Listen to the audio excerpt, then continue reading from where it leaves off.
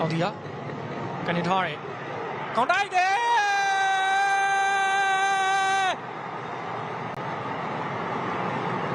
ဟိုးရခင်ဗျာဝယ်စားကြရဆိုသလိုအော်ကန်ဒစ္စတန်အသင်းဘက်ကိုရက်ဆက် PRV တိုက်စစ်နေခဲ့ညီမအသင်းဒီနေ့မှာတော့ပြည်သက်တွေပြောင်းလဲနေတဲ့ဥဆောင်ကိုတော့သူ့ယူသွားနိုင်ခဲ့ပြီလည်းဖြစ်ပါတယ်။ Overall ကွင်းစီဒီချိန်မှာရရှိလာတဲ့စတိုဒါမြောက်ဒေါငန်မော်ခွင့်ရတဲ့စင်အသင်းကောင်းဆောင်အောင်တီဟာရဲ့ကောင်းမွန်တဲ့ကနေပေးပုံမှုကိုနောက်တန်းကစားသမားတို့ဖြစ်တဲ့ကျွန်တော်လေးမျိုးခန့်ကျော်ကမောင်ရင်မရှိခေါင်းတိုက်အဆုံးသက်ပြီးတော့အရှင်မြန်မာအသင်းအတွက်အဖွင့်ကိုတော့ဘလို့မြင်တွေ့ရတဲ့ပုံစံတိုင်းပဲသူယူပေးခဲ့တာပဲဖြစ်ပါတယ်။ဒီကောင်အောင်တီဟာရဲ့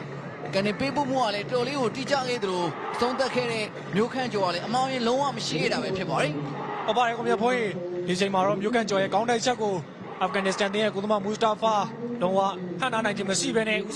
ရတဲ့ဝင်လာပြီးရဲနေအောင်ဒီမောင်ကျော်ရလက်ကန်လာပြီဂိုးမိကဗျာလက်ရှိမှာတော့ဒီပါတီဒုတိယပိုင်းပြန်ဆလို့နှစ်မိနစ်မပြည့်ခင်အချိန်တွင်းမှာပဲဒီနေ့ဒီမာတီရဲ့တက်စစ်ပိုင်းကိုဥဆောင်ပြီးတော့ပွဲထွက်လာခဲ့တဲ့ရဲနေအောင်ရရှိလာတဲ့အခွင့်အရေးကိုမောင်ရင်မရှိဆုံးသက်သွားခဲ့တာပဲဖြစ်ပါတယ်ကိုင်းစီဒီမှာတော့ဒီမာတီ2ဂိုးမရှိဆိုတဲ့ရလဒ်တစ်ခုနဲ့တော့အာဖဂန်တင်းကိုတော့ဒီကစားကိုစပြီးတော့ဥဆောင်ခဲ့ပြီပဲဖြစ်တယ်မြန်ပပရဲ့ကွန်မြတ်ဖွဲ့ဒုတိယပိုင်းပြန်စပြီးတော့တိတ်မကြခင်မှာပဲရရှိလာတဲ့အခွင့်အရေးကိုအကောင်းဆုံးအသုံးချခဲ့ရလည်းဖြစ်ပါတယ်။လက်ရှိမှာတော့မြန်မာပြည်သက်တွေတကယ်ကိုလိုချင်နေတဲ့ရလဒ်မျိုးကိုတော့မြန်မာအသင်းပေါ်ဆောင်နိုင်ပြီလို့တော့ပြောရမယ်မြတ်။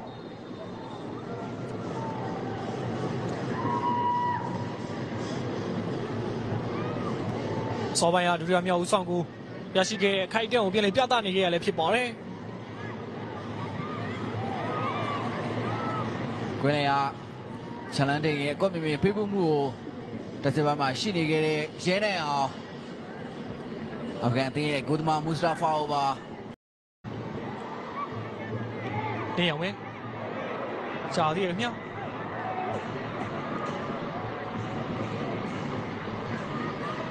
ညာတင်ပြန်ရောက်သွားတယ်ဒီရာထဲမှာမရသေးတယ်ကြောက်ကိုကြော်လာပြီ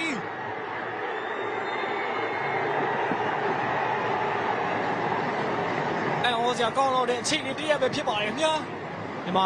စောင့်ကြည့်ရမှာဖြစ်ပါတယ်စောပိုင်းကဝင်ရဖို့ကြံနေခဲ့တဲ့ကစားသမား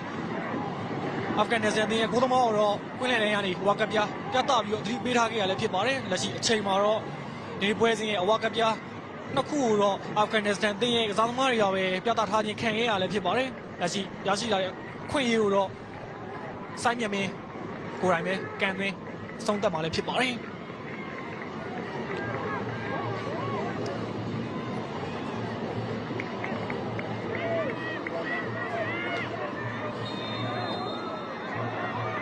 ဆိုင်မြမင်းဟိုးခင်ဗျာ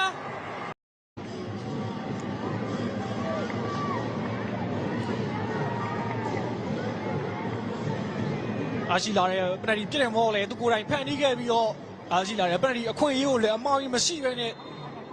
တေချာတန်တပေးမှားရမြဒီဘောတင်ပဲခက်က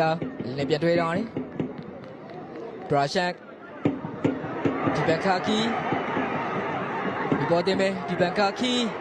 မာတင်ပြန်ရတာလည်းမြတောက်လျှောက်ပဲဆိုင်ပြန်ပြီးအေးရဝင်လာပြီလေဖေးလာပြီနိုင်ပြီကိုဘီညာဒီချိန်မှာလည်းရဲနိုင်အောင်မာတင်တို့လိုအပ်နေတဲ့ဥဆောင်ကိုတော့ဒုတိယမြောက်ပွဲမှာဒုတိယအကြိမ်ထပ်ပြီးတော့အသွင်ယူပြနိုင်ခဲ့ပြီဖြစ်ပါတယ်ပြိုင်ဘက်ကဖိအားပေးရင်အနည်းငယ်ပြိုင်ရခက်လေးရှိတဲ့နီဘောတင်ရဲ့ခံစစ်ဒီချိန်မှာလဲဒီပန်ကာခီရဲ့အမှားအနေမြန်မာတင်ရလာတဲ့အခွင့်အရေးတစ်ခုကိုတော့အကောင်းဆုံးသုံးချပြီးတော့တင်ကိုတစ်ခုဖြစ်ပြောင်းလဲနိုင်ခဲ့ပြီဖြစ်ပါတယ်။ရရှိလာတဲ့ရဲနိုင်အောင်တော့အကောင်းဆုံးပံ့ပိုးနိုင်ခဲ့တာဖြစ်ပါတယ်။ကိုဆက်ဝရန်ရေးပွဲစပိုင်းမှာပဲမြန်မာတင်ကတော့ပွဲကိုစတင်ပြီးတော့ဥဆောင်လိုက်ပြီဖြစ်ပါတယ်။ဟိုပါရကိုငြိမ်ဆိုရင်အာဖဂန်နဲ့ပွဲစဉ်မှာအကောင်းဆုံးခြေစွမ်းပြခဲ့တဲ့ကစားမတစ်ခုဖြစ်တဲ့စိုင်းမြတ်မင်းနဲ့ကျင်းနဲ့အောင်တို့ရဲ့အတွဲဖက်ကနေမြန်မာယူဆက်ကိုတင်ရတော့လက်ရှိချိန်မှာဦးဆောင်ကိုစတင်ရရှိသွားခဲ့လောကမော်ကန်ထားပြီးတယ်အဲဒီကောင်းတိုက်ထားတယ်တက်တိုက်တယ်ပိတ်တယ်ကိုဘီကဗျာဒီချိန်မှာတော့မြန်မာအသင်းလိုအပ်နေတဲ့ဒုတိယမြောက်ဦးဆောင်ဖို့တော့တင်းကောင်းဆောင်အောင်တီဟာသူယူပေးသွားနိုင်ခဲ့ပြီလည်းဖြစ်ပါတယ်ဝယ်သားချိန်68မိနစ်ရောက်မှာတော့ ရှုပ်ချက်ခတ်နေတဲ့ထောက်ကမော်နေထားကနေပြန်ချက်ထွက်လာတဲ့ဘောလုံးအောင်တီးရအမောင်းမရှိပိတ်သွင်းပြီးတော့ဒီမှာပြိတ္တတွေတို့ကလိုချင်နေတဲ့ဒုတိယမြောက်ဦးဆောင်ကိုတော့ယာယူပေးသွားနိုင်ရည်လည်းဖြစ်ပါတယ်ဒ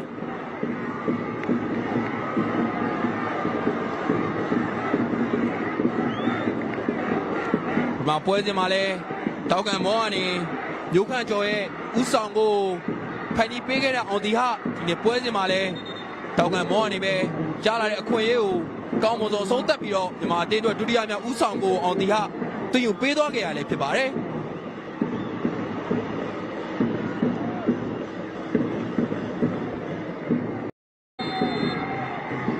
အောင်တီဟာဒါပဲအေးရမော့ပေးရတယ်ခေါက်တိုက်ပြီကိုဗီမြောက်ခံစစ်ကမျိုးခန့်ကျော်ဒီကနေ့ပွဲစဉ်တော့လိုပဲဒီနေ့ပွဲစဉ်မှာလည်းမြန်မာအသင်းအတွက်အသင်းကိုတကူရရှိအောင်ကောင်းဆုံးခေါက်တိုက်ပြီးတော့အဆုံးသတ်နိုင်သွားခဲ့ပြီဖြစ်ပါတယ်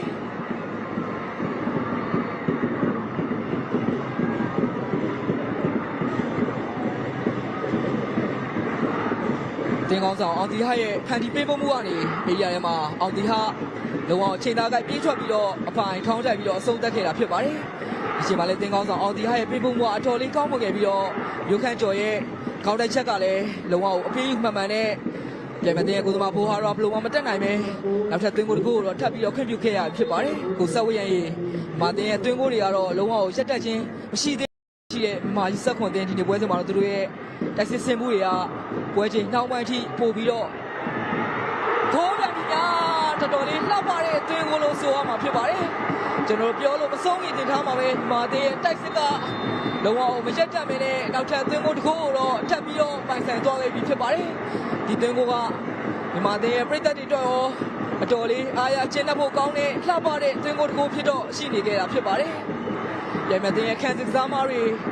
လုံးမကာကွယ်ခြင်းတော့မရဘဲနဲ့ဒီသွင်းကအတော်လေးလှပပြီးတော့အတော်လေးတည်တက်ကောင်းမွန်ခဲ့တာဖြစ်ပါတယ်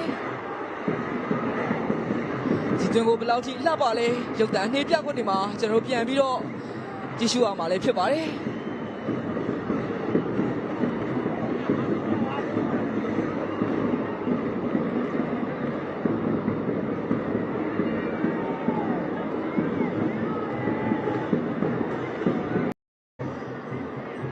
ဒီပရိသတ်တွေကတော့လုံးဝတပွဲလုံးမှာအာမန်ပြည့်နေမာတင်ဂျာလာကောင်းရဖို့အတွက်ကောင်းမွန်ဆုံးအားပေးနေကြလည်းဖြစ်ပါတယ်ဒီအားတွေကိုတုံးချပြီးမာတင်တန်ပွဲတစ်ခုပေါ်ဆောင်သွားနိုင်မလားကျွန်တော်ဆက်လက်ဆောင်ကြည့်ရမှာဖြစ်ပါတယ်အောင်တီယာကနေပေးတယ်ပြန်အောင်တီယာပဲပြန်ထားနေမှာအောင်တီယာကဲနေကိုဘီခင်ဗျာအရှိချိန်မှာတော့မြန်မာတင်လိုအပ်နေတဲ့ဦးဆောင်တော့ခံစစ်ကအောင်တီယာကောင်းမွန်ဆုံးကန်သွင်းပြီးတော့ရှာဖွေပေးသွားခဲ့ပြီလည်းဖြစ်ပါတယ်။တကယ်ကိုလှပတေးတလုံးနဲ့ကန်ချက်တစ်ခုတော့ကျွန်တော်တို့မြင်တွေ့ခဲ့ရတာလည်းဖြစ်ပါတယ်။အောင်တီဟာရလာတဲ့ခွင့်ရေးကိုဖေးကြီးနဲ့ညာကျန်းနဲ့ကောင်းမလို့ဆုံးသက်ပြီးတော့မာတင်ရဲ့ပရိသတ်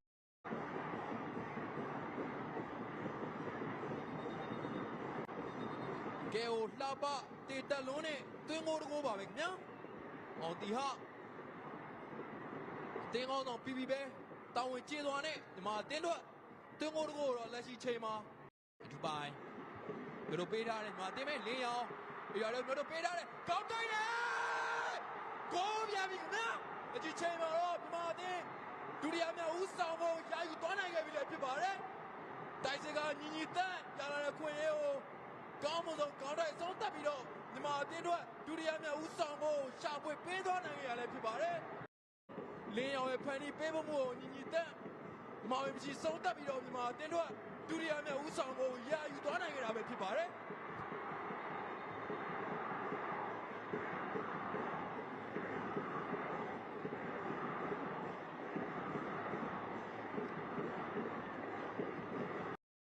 လင်းအောင်နဲ့အန်ထူးပိုင်တို့ရှိနေခဲ့တယ်များ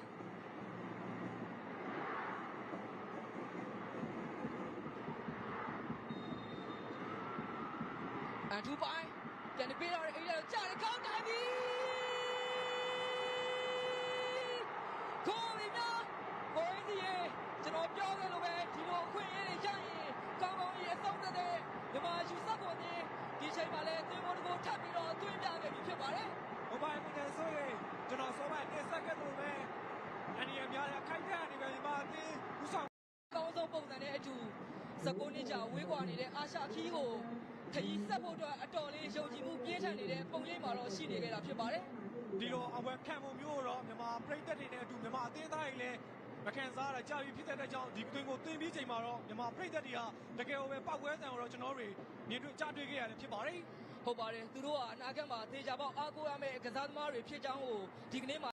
လူရှုထားခဲ့ပြီးတော့ပွဲကိုတော့ဆက်လက်ပြီးတော့အရှင်ပြန်ကစားထားစေခဲ့တာဖြစ်ပါတယ် လက်ရှိရလက်အတိုင်းသာဆိုရင်တော့မြန်မာအသင်းဟာနောက်တစ်ဆင့်တက်ဖို့အတွက်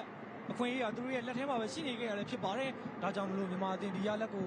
ထိန်းသိမ်းနိုင်မလားနောက်ထပ်ဥဆောင်မှုတွေသွင်းယူနိုင်မလားဆိုတော့ကျွန်တော်တို့တွေစောင့်ကြည့်ရမှာလည်းဖြစ်ပါတယ်ဒီလိုမြန်မာအသင်းတွေနဲ့နောက်ဆင့်တက်ရောက်သွားခဲ့မယ်ဆိုရင်တော့စောပိုင်းရတန်ရရှိခဲ့တဲ့လင်းရောက်နေတဲ့တန်ရအမြတ်ဆုံးပြင်လဲတက်တာဖို့ပဲမျှော်လင့်ရမှာဖြစ်ပါတယ် ဦးစင်တော်မြန်မာသင်းတောင်းကံပေါ်ခံခွင့်ရမယ်ဗျာတောင်းကံပေါ်ဒီကပေးရတယ်မာတင်ပဲအထူးပိုင်းလက်ကမ်းမီကိုဗီများမာတင်ပွဲတော်အကောင်းဆုံးတကြောပြန်ပြီးတော့ဥဆောင်လိုက်ပြီဖြစ်ပါတယ်ဒီနေ့မှာထပ်တူအောင်ပွဲခံဖို့အတွက်ထပ်တူပျော်ရွှင်ဖို့အတွက်သူ့နာကွင်းတဲ့အထိအင်တိုင်းအားတိုင်းရောက်ရှိနေတဲ့ပြည်သက်တွေအတွက်ဒီနေ့မှာအမောပြေအတွင်းကိုတော့ထပ်ပြီးတော့မြင်တွေ့ခဲ့ရပြီဖြစ်ပါတယ် ဟုတ်ပါတယ်မြန်မာအသင်းကတော့သူတို့ရဲ့အားသာတဲ့တောင်းကံမော်တွေအမြင့်မော်တွေပဲဒီချိန်မှာတော့ရရှိလာတဲ့တောင်းကံမော်တွေပဲ